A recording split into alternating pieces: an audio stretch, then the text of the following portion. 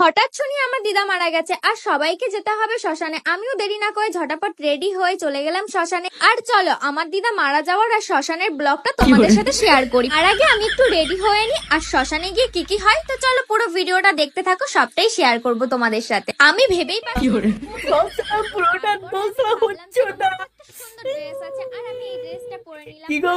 Makeup না হ্যাঁ আমি শ্মশান থেকে বলছি।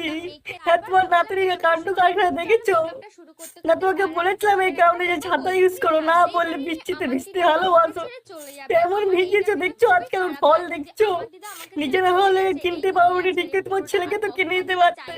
তাহলে এই দিনকাল আর দেখতে হতো এই হারামিকে।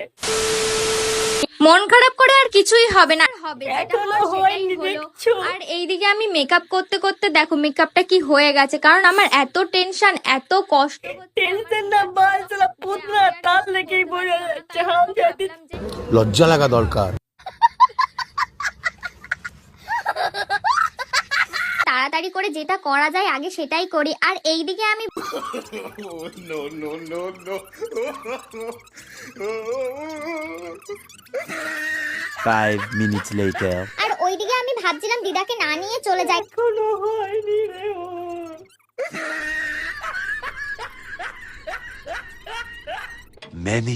Many minutes later.